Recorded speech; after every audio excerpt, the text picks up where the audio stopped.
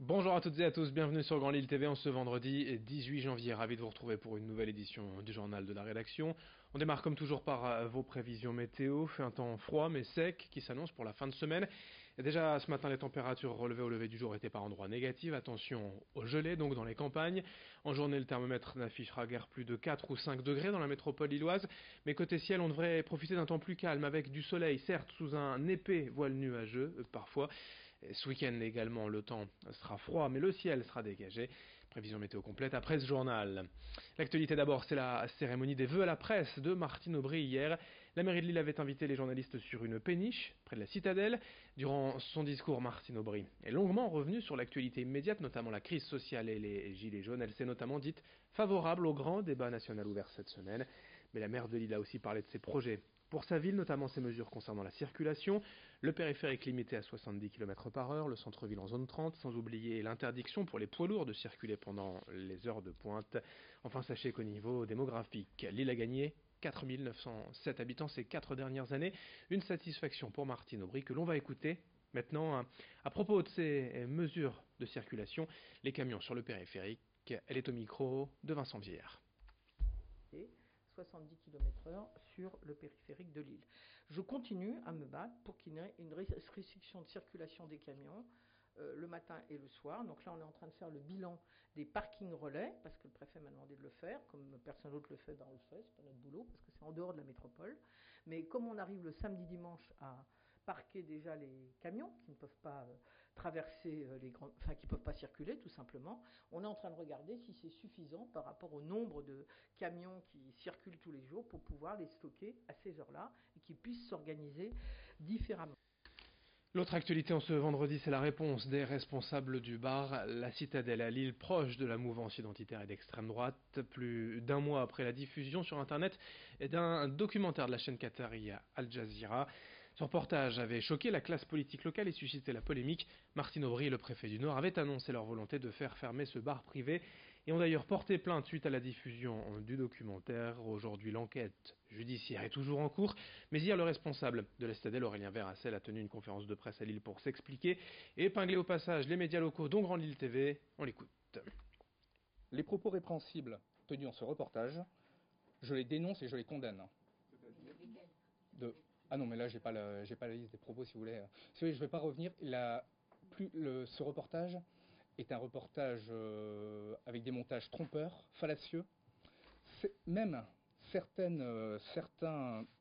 mots qui sont affichés à l'écran ne sont même pas des mots, sont des mots qui viennent du journaliste lui-même. Quand on met des images, des sons X sur des images Y, à un moment, quand on me fait dire des choses que je n'ai même pas dit, quand on coupe la moitié d'une conversation, quand on fait passer du second degré pour du premier degré, quand on met qu'on veut faire croire à la population que des images qui ont été tournées dans un bar à l'autre bout de la ville se sont passées ici au bar, et qu'on le dit à la télé, et qu'on fait des montages trompeurs, c'est très grave.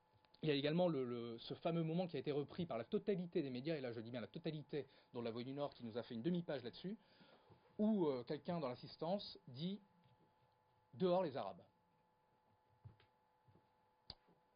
Et en l'occurrence, qu'est-ce qui a été traduit par Al Jazeera ? Dehors les Arabes, traduit par à mort les Arabes. Vous apprécierez néanmoins la nuance, quand même. Contrairement à ce qu'on aurait pu croire, c'est que notre évolution est exponentielle. Et même ces deux reportages nous ont amené en quelques jours, je n'ai pas les chiffres exacts, mais entre 50 et 70 adhésions supplémentaires. Voilà, donc nous sommes actuellement à 1200 adhérents. Nous étions 300 lors de l'inauguration. Donc 1200 adhérents de l'association Citadelle. Organisation Citadelle, uniquement. Des personnes qui viennent de toute la région ? Oui, je parle, c'est dans tous les Hauts-de-France. Bon, peut-être pas tous les Hauts-de-France, dans tout le Nord et le Pas-de-Calais. Pour Grand Lille TV, c'est encore un peu plus grave. Il y a eu carrément un montage trompeur et fallacieux qui a eu lieu le tournage a eu lieu devant la Citadelle. Et suite à la diffusion de ce reportage, on m'a également refusé de venir porter la contradiction et de m'expliquer en plateau, en direct. La rédaction de Grand Lille TV précise qu'aucune démarche officielle à ce jour n'a été transmise par la Citadelle La chaîne récuse les faits qui lui sont reprochés et dénonce ces propos d'Aurélien Verhassel tenus lors de cette conférence de presse. Le témoignage que l'on vient d'écouter d'une durée de 2 minutes et 14 secondes correspond au temps exact du reportage incriminé par Aurélien Verhassel. Cette conférence de presse étant une mise au point du leader identitaire, elle fait donc office de droit de réponse.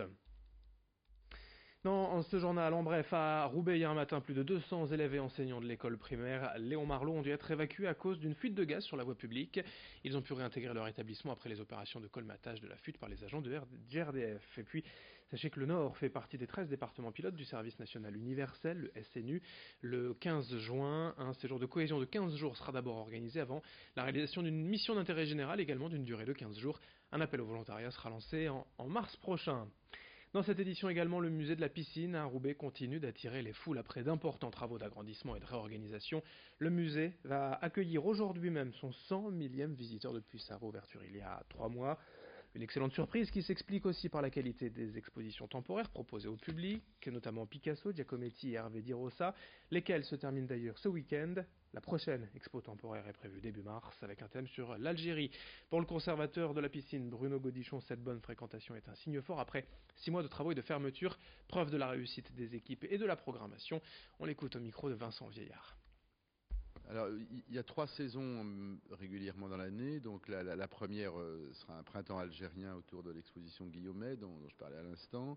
Ensuite, cet été, un ensemble d'expositions autour de Jules Adler, qui est un peintre qui a représenté le monde ouvrier à la fin du 19e siècle et au début du 20e siècle. Et une exposition très très forte. Et puis à l'automne, en hommage au groupe de Roubaix, à qui désormais nous avons consacré 3 salles dans les collections permanentes, une exposition sur la 2e école de Paris autour de Manessier, Bazaine, Saint-Gier, qui sont des artistes qui ont beaucoup marqué la scène artistique nordiste pendant les 30 Glorieuses. On termine avec l'actualité et sport. D'abord en football, en Ligue 1, le LOSC reçoit Amiens ce soir 20h45 au stade Pierre-Mauroy pour le derby des Hauts-de-France. Autre match à domicile pour des clubs de la métropole lilloise en basket féminin. Le SBVA accueille Nantes-Rezé demain à 20h au Palacium de Villeneuve-d'Ascq. Et puis en rugby en fédéral 2, l'Olympique de Marc, qui n'en finit plus de gagner, reçoit Le Havre dimanche à 15h au stadium de Villeneuve-d'Ascq. Merci de votre fidélité. Dans un instant à suivre vos prévisions météo et d'autres infos dès le prochain quart d'heure. Très bonne journée à toutes et à tous.